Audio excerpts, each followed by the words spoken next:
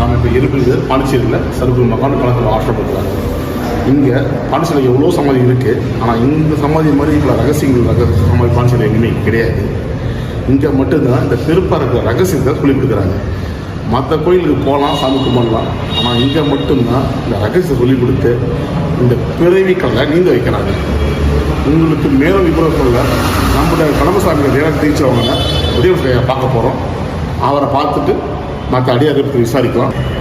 ஓம் அறிவோம் நன்றாக உருவாழ்க குருவே துணை, எல்லாம் செயல் கூடும் என்னானை அம்பலத்தே, எல்லாம் வல்லான் தனையே ஏற்று. இந்த இடம் வந்து புதுவை மாநிலம் கட்டாஞ்சாவடியில் இண்டஸ்ட்ரியல் எஸ்டேட்டில் சத்குரு மகான் ஸ்ரீ கணபதி சுவாமிகளுடைய ஜீவசமாதி திருக்கோயில் ஆசிரமம். இது வந்து மகான் கணபதி சுவாமிகளுடைய ஜீவசமாதி திருக்கோயில். இது சுவாமிகள் வந்து 2001 மே மாதம் 29 ஜீவசமாதி அடைஞ்சாங்க. ஜீவசமாதி அடையும் போது அவங்களுடைய வயசு வந்து 121. அவங்களுடைய பிறந்த ஆண்டு என்னன்னு சொன்னாக்கா 21/8/1879. 21/8/1879 பிரம்மாதி வருஷம் விநாயகர் சதுர்த்தி அன்னைக்கு அவங்க பிறந்ததுனால அவங்களுக்கு வந்து கணபதி அப்படின்ற பேர் வச்சாங்க. 2 பிரம்மாதிகள் தாண்டி வாழ்ந்தவங்க. நல்லா ஒரு 6 அடிக்கு மேலே உயரமாகவும் நல்லா நெளிந்த திரேகத்தாகவும் இருப்பாங்க. அவங்களுடைய ஃபோட்டோ வந்து நிஜமான ஃபோட்டோ. இது அவங்க கொடுத்துருக்க ஃபோட்டோ நிஜமான ஃபோட்டோ. இங்கே இருக்கிற ஃபோட்டோலாம் வரைஞ்சது கிடையாது. அவங்க வந்து அவங்களுடைய வழி என்னன்னு சொன்னாக்கா கோகுல பிருந்தாவனம் தத்தாத்திரேயோடைய பீடத்தில் அகஸ்தியர் மரபில் வரும்போது நிஜானந்தர் அப்படின்ற ஒரு மகான் ஒருவர். அவங்களுடைய இருப்பிடம் எதுன்னு சொன்னாக்கா வேலூர் மாவட்டம் ஆம்பூர் பக்கத்தில் உள்ள கடாமூர் அப்படின்ற ஊரில் கைலங்கிரி அப்படின்ற பேர்லேயே ஒரு மலை இருக்குது. அந்த கைலங்கிரி மலையில் மேலே தான் அவங்க வந்து வாசம் செய்தது. அவர்களுக்கு பல சீடர்கள் இருந்தாங்க. அதில் வந்து குறிப்பாக வந்து சிதானந்த சத்குரு அப்படின்னு ஒரு மகான், அப்புறம் அச்சுதானந்த சத்குருன்ற ஒரு மகான்.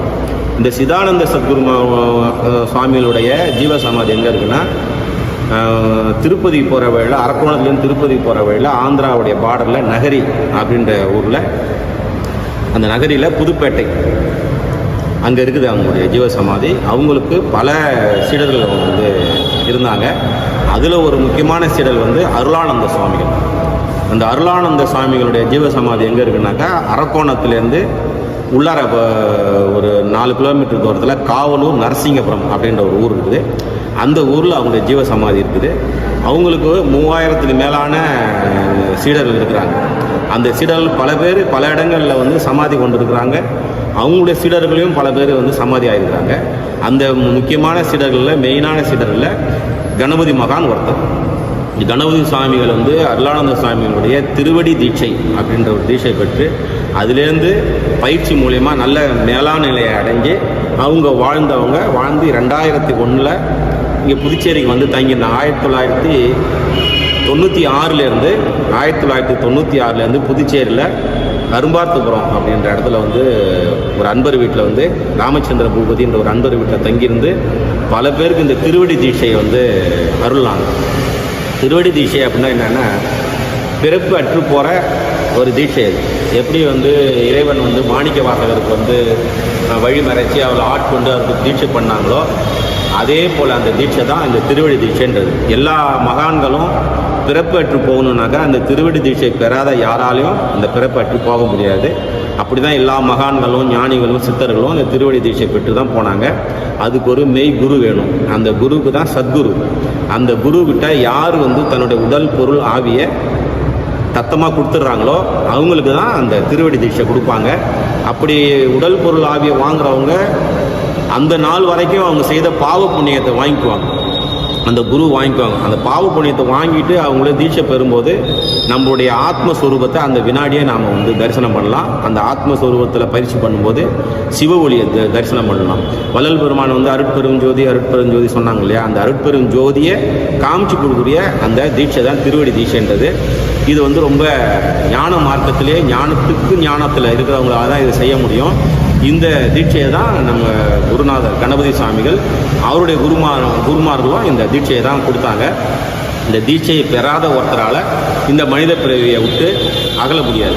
இந்த மனித பிறவி போய் திரும்ப பிறவியை எடுக்காத ஒரு நிலையை அடையணும்னா இந்த திருவடி தீட்சை பெற்று அதில் குருமார்கள் சொல்லக்கூடிய சில பயிற்சிகளை வந்து செய்யும்போது ரொம்ப எளிதாக அது கைகூடும். அது மாதிரி உள்ளவங்களுக்கு தான் வந்து ஜீவசமாதி அமையும். ஜீவசமாதி அடைஞ்சால் தான் கோயில் அமையும். அப்படி தான் இப்போ உலகம் ஃபுல்லாக வந்து இருக்கிற எல்லா ஜீவசமாதிகளும் இந்த தீட்சை பெற்று அதனால் மெய்ஞானத்தை உணர்ந்து யார் சிவ ஒளியை பார்க்குறாங்களோ அவங்களுக்கு தான் இந்த ஜீவசமாதி அமையும். அப்படிப்பட்ட தீட்சையை கணபதி சாமிகள் வந்து கொடுத்துருக்குறாங்க.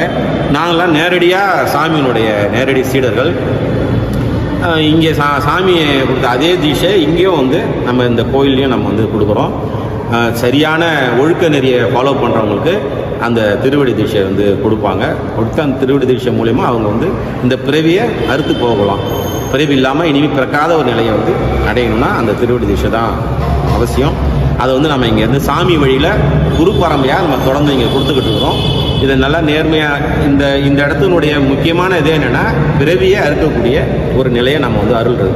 அது இல்லாமல் திருமணம் ஆகாதவங்க வந்து இங்கே வந்து வேண்டிக்கிட்டு நிறைய பேர் வந்து திருமணம் எளிதில் கைகூடியிருக்கிறாங்க. குழந்தை பாக்கியம் இல்லாதவங்களுக்கும் நிறைய பேருக்கு இங்கே வந்து குழந்தை பாக்கியம் ஏற்பட்டிருக்குது. தொழில் ரீதியாக சிக்கல்கள் தொழில் இல்லாதவங்க அவங்களும் இங்கே வந்து சாமியை வந்து வழிபட்டு நிறைய பேருக்கு அந்த சிக்கல்கள்லாம் தீர்ந்து நல்ல நிலையில் இருக்கிறாங்க. இக வாழ்க்கைக்கும் பர வாழ்க்கைக்கும் ரெண்டுக்குமான ஒரு நிலையை அருளக்கூடிய மகான் சத்குரு மகான் ஸ்ரீ கணபதி சுவாமிகள். இந்த சாமிகளை வந்து நீங்கள் வந்து வழிபட்டு உங்களுடைய நிலையை வந்து உயர்த்திக்குங்க. பிறவியும் அறுத்துக்கிறதுக்கும் இங்கே வந்து வித்தை இருக்குது. வாழ்க்கையும் சிறப்பாக அமைச்சிக்கிறதுக்கும் இங்கே வந்து வித்தை இருக்குது.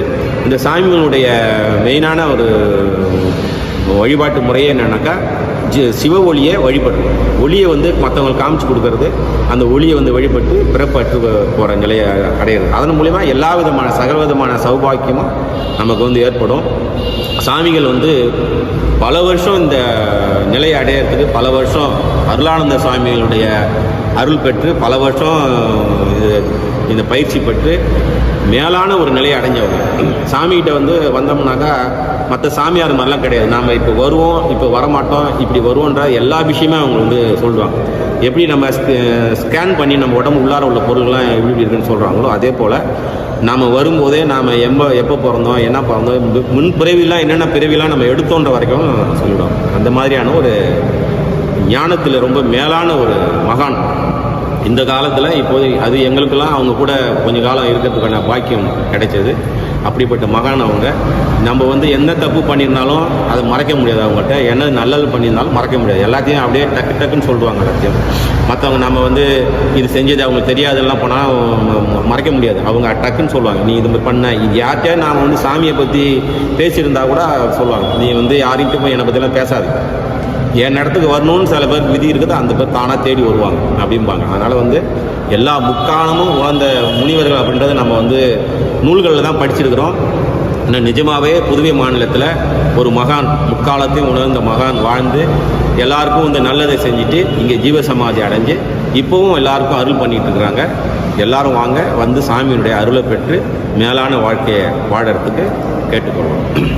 சத்குரு மகான் ஸ்ரீ கணபதி சுவாமிகள் வந்து நேரடியாக இந்த ஃபோட்டோ இது எப்படி இருக்காங்களோ அதே மாதிரி தான் சமாதிக்கும் அமர்ந்துருக்கிறாங்க. இவங்களுடைய 120வது வயசு ஃபோட்டோ இது.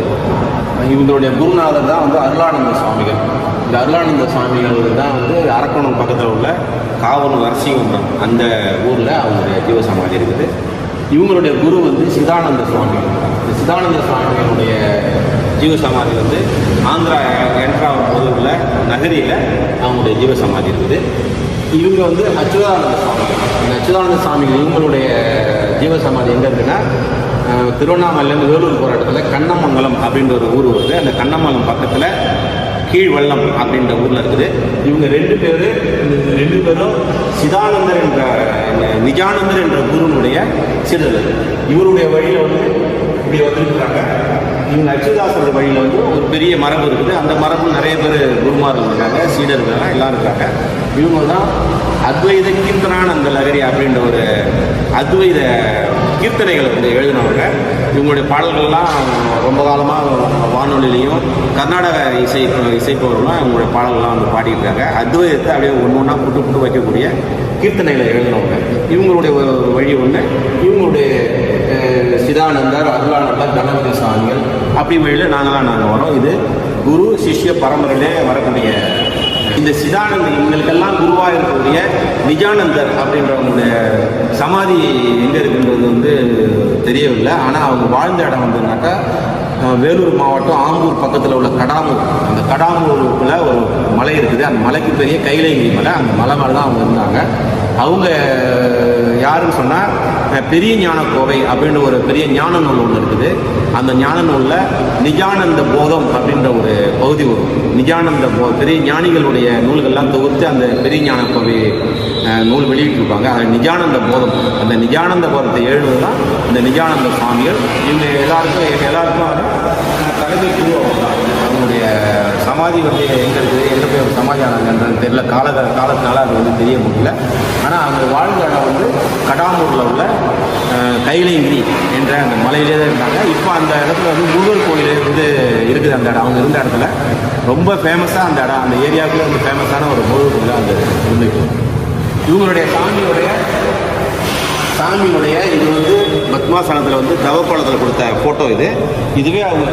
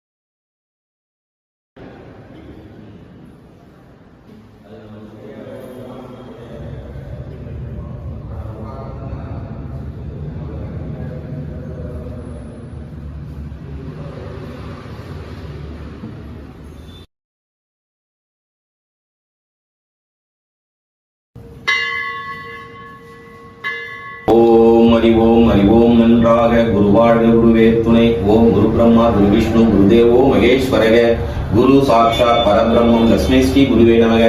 மங்களம் குரு தேவாய மகனிய குணாத்மனே. மங்களம் சர்வலோக சரண்யாய சாது ஸ்வரூபாய. மங்களம் நீக்கு அர்ச்சய. மங்களம் மங்களம் மங்களம். ஓம் நமோ சத்குரு பரமாத்மனே நமக. ஓம் நமோ சத்குரு கணபதி மகா சுவாமினே நமக. அருட்பெரும் ஜோதி அருட்பெரும் ஜோதி தனிப்பெரும் கருணை அருட்பெரும் ஜோதி.